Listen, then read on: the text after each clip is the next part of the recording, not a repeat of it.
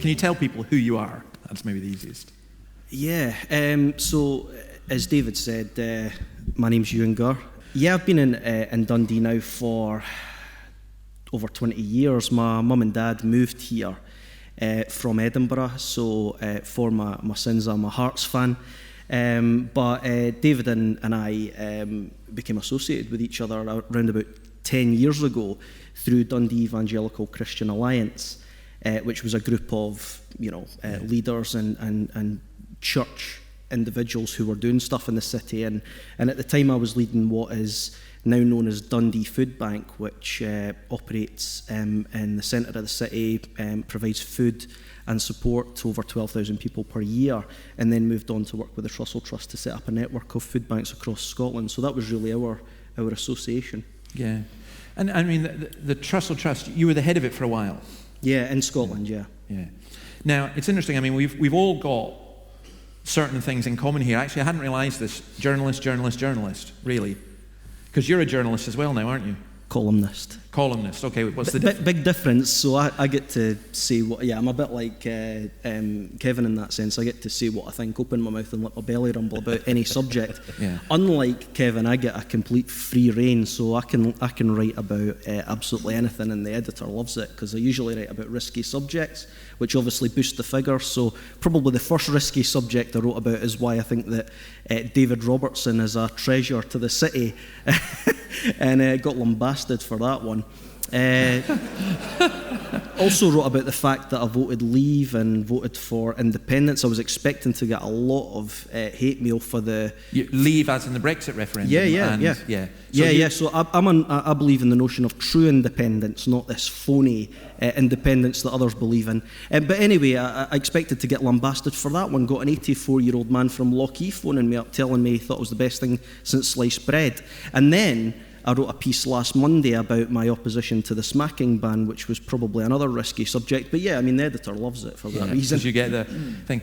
I mean, another thing that I think we've all got in common, and, I do really, really feel this, is the effects of poverty, and like Lochee's book, Poverty Society, that people talk about poverty and yet don't really experience it or know where the effects are, and it's much more than just giving food banks. And you have been very, very involved in this. So you put out a series of tweets every now and then talking about the effects of poverty in the city. Do you want to just give us a couple examples of the reality of that? Because people say, oh, poverty is all relative and all this, but you would argue that there's real poverty in Scotland and in this city as well. Well, yeah, so there's two things there. I mean, I'll come to the tweets in a moment, but I mean, poverty is multifaceted. Any of the literature you read on that is pretty open about the fact that there's different aspects of it. So I believe that there's the sort of institutional effects of poverty, which is political, which is economic, which is social, and which is material. So what you'll do is you'll get the people on the left saying, oh, it's all the politics, it's all the decisions that are made at Westminster, or it's all the decisions that are made at Holyrood that create poverty. But then there's also the individual factors, which are physical, which are emotional, which are spiritual, and which are mental. So then you'll get the right-wingers saying, well, it's all about the individual, it's their fault, they're the ones that are at blame. And actually, there's no one taking that kind of middle ground, that nuanced position that says, yes, there are institutional factors, but there's also individual factors.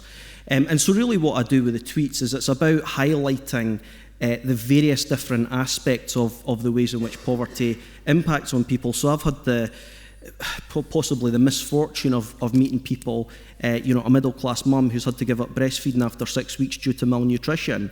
I had a young girl who was in her early 20s who refused sanitary items at the food bank that I ran in Dundee because she was so undernourished that she hadn't had a period for several months. I mean, this is a significant health issue, and it's about inequality. And there is aspects of that are about political decision making, but just to say it's politics that got us here is completely missing the boat. There are humans, there are individuals who are in circumstances that often are due to no fault of their own. They're born into communities that they didn't anticipate being born into. They're born into families that they had no choice over.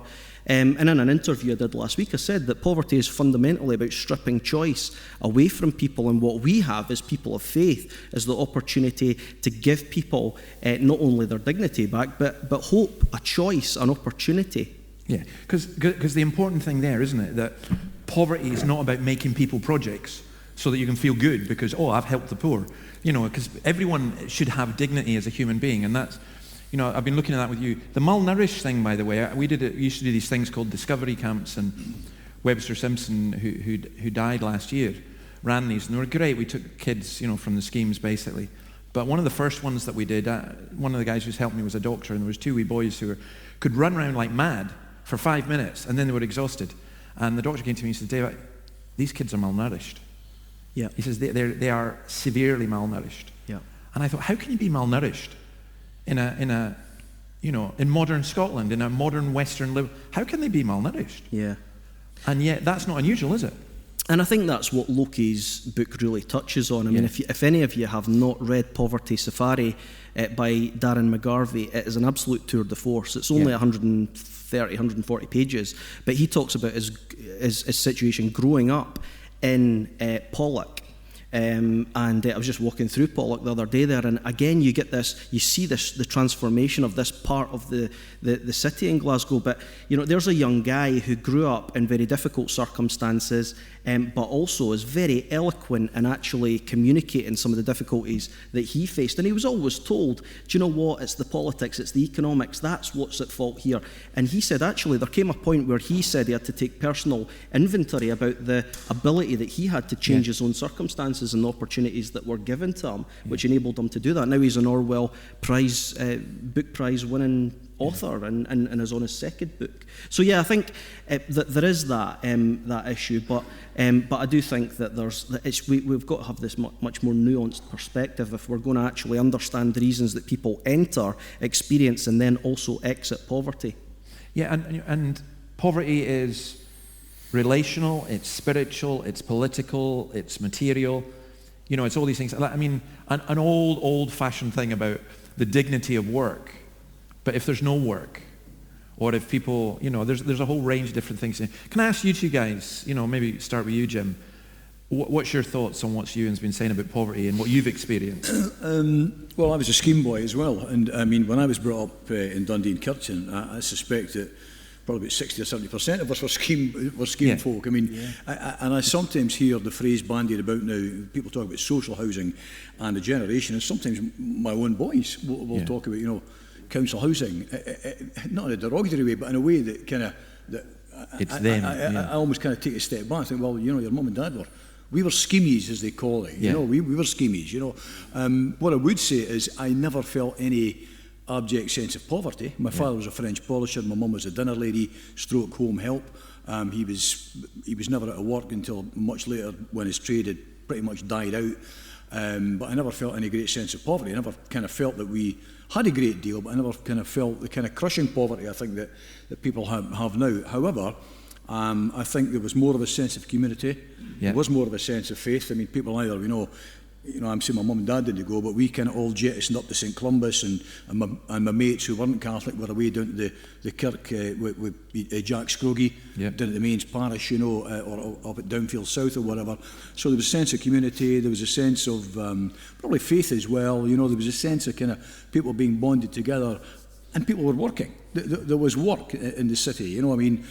Perhaps wasn't always highly paid work, although many of the jobs were pretty well paid, in terms of people being semi-skilled and the NCRs and the Temixes and all the rest of it. The thing that struck me there, that Ewan said, that really hammers it home to me is we live in an age where people, and you've got to watch, you're not kind of only looking at social media here, but nuance is the word that escapes everyone, isn't it? Everything is either black or white. People take positions on everything. We live in an age of identity politics where nuance is, just kind of flies out the window. In a sense, we live in an age, I think, where open-mindedness and free thinking seems to have disappeared. I don't mean free thinking. It's been closed, isn't it? It's been closed down. That space has been closed down. So, and I'm the same. I cannot lie.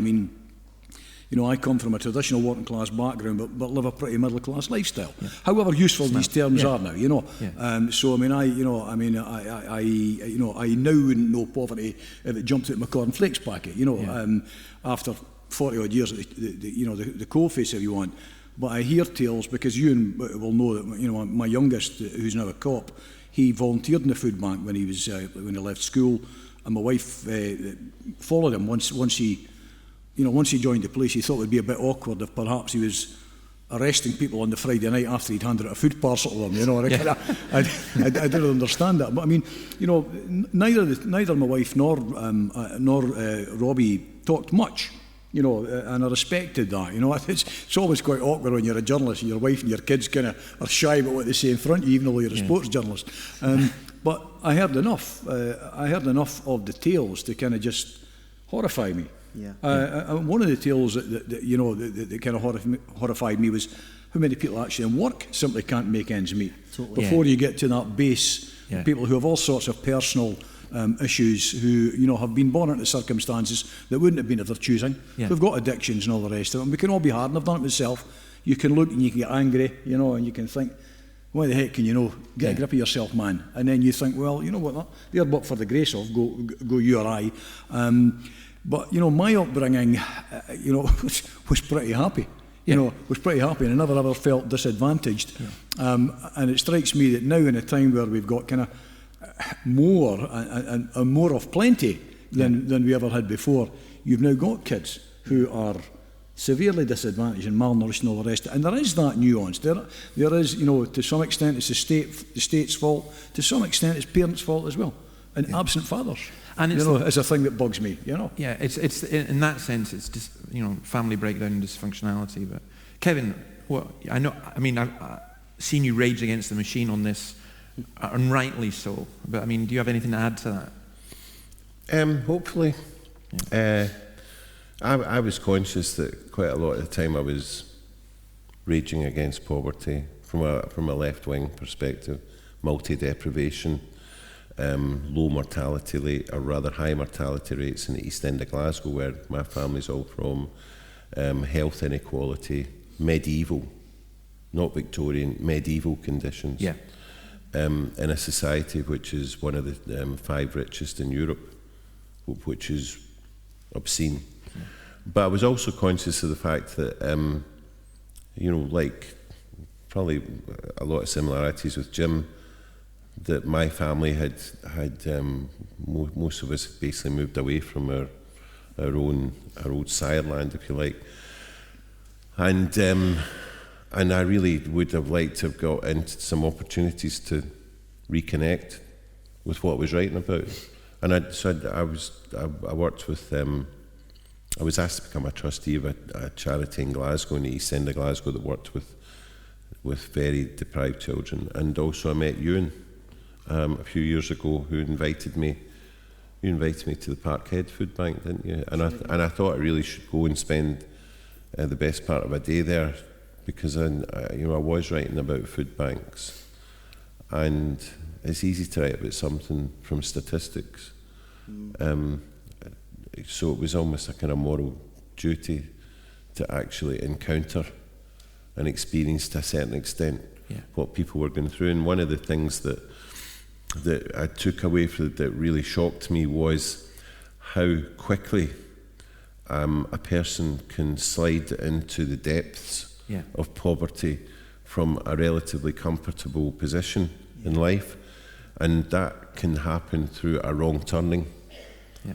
That the person can make an error that is, and we'll all make errors, but some have their errors punished far more than us. So I accept up to a point that some people are the authors of their misfortune to a certain extent, but a lot of them have actually been punished to an extent that we can hardly even imagine for doing things that we've sometimes done.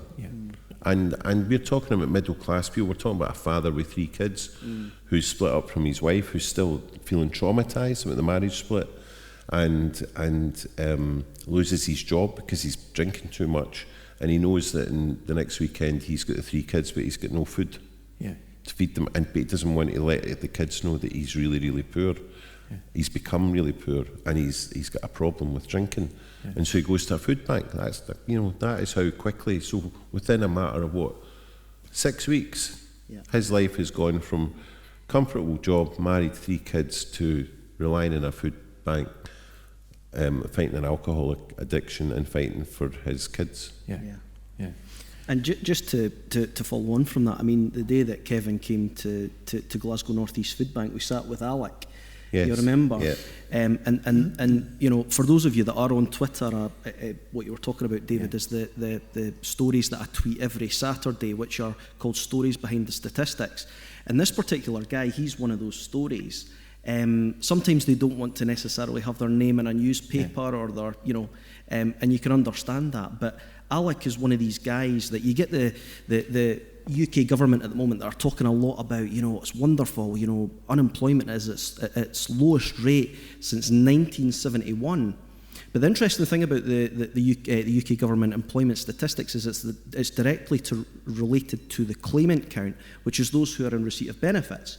Now, Alec is one of these guys that has had such a traumatic experience of the social security system that he basically just signed off. This guy now doesn't show up in any unemployment statistics. He doesn't show up in any claimant statistics. This guy doesn't effectively exist because he gets nothing from the state. So this guy goes along to meetings in his local community where he knows there's going to be lunch or food put on just to survive. Will raid through dumpsters, lives essentially as a homeless guy. And this is actually the situation that we're in. There's even a guy, I don't know if any of you were at the Fairness Commission event that took place in Dundee a few months ago. There was a guy at the very outset of that, lives in the hill town, shared his story about the fact that he's gone off the grid. These people don't show up in any statistics. So the government thinks, great, they've gone on into employment, but actually there's a lot of people that are just disappearing. Yeah, and that's the thing. Now, I mean, you are a Christian, Ewan, and he sent me to preach good news to the poor. That was McShane's text when he was here, and this area, it's like yuppification is not new. This area was the poorest area. In fact, ironically, at one point in the 1830s, the poorest area in Europe was this area and a place in Manchester, somewhere Salford, I think. And the richest area in Europe was Broughty Ferry. They say, but things change and so on. But this idea of preaching good news to the poor, how does the gospel impact that? Because people say, oh yeah, we've got to help the poor, but what's all this Christian stuff? So briefly answer that. Briefly, that's tricky. Well, in my column this week, just last Monday, I used this phrase, and I think Jim commented on that kind of weird position that Dundee's in, is that we're caught between austerity and prosperity at the moment. And there's this kind of thing going on. I think what I loved about Awakening, the book that you wrote on McShane, is I'm sitting on the second row there. You talked about how people used to have essentially their season tickets. So when you had somebody that came up to you on a Sunday and says, that's my seat, it actually was their seat. Yeah, they rented their seat. That's right. And I just found that absolutely bizarre, and yet McShane was one of the people that did away with that so that people could sit wherever they liked, and I just loved that. Good news to the poor. I mean, the fantastic thing about the amazing thing about the scriptures is there's over 2,000 Old and New Testament scriptures that talk about reaching out to the poor, the needy, the widow, the orphan, the victims of injustice. It is, as far as I'm concerned, the most heavily emphasized message in the scripture, which means if we're not doing it, we're being disobedient. We are missing the whole point of what the church was set up to do. I mean, Dave, we often used to talk about education, healthcare and welfare. That was what the church did. We started it and we've given it away and we've totally blown it. So what do we do now? We sing songs on a Sunday and actually miss the stuff that we were called to do. And so I think we really need to, I think food banks in a way is a rediscovery of what it is to actually give your life and your energy to serving other people. That's what we were committed to do. And that's what Christ did. Yeah. He served people. And that's the good news, is that when you serve people, especially those who have lost the embers of hope of being completely snuffed out, when you can begin to stir those embers again and bring together a bit of that life, a bit of that hope, a bit of that the idea that there is an opportunity to change your circumstances, that, as far as I'm concerned, that's great news. That's not just good. One of the things that's really interesting about this is, every now and again there's a collection in Tesco or Asda or whatever, and I know that when Irene and Robbie did it, the tale that always came back to me, and one of the jobs that I missed out, my mother was horrified, but I once went and drove a taxi for a year.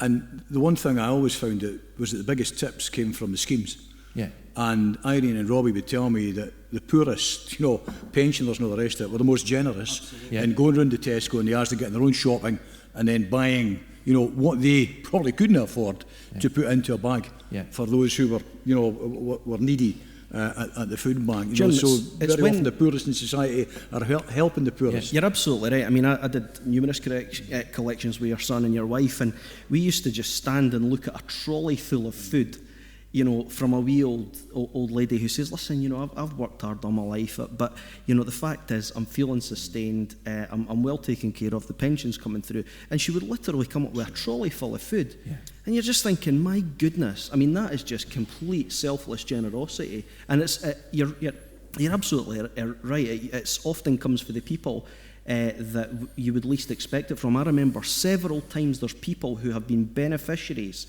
of the food bank say, this is me giving back, this is me giving something back for the support and the help that you gave us. Yeah. It's an incredible thing.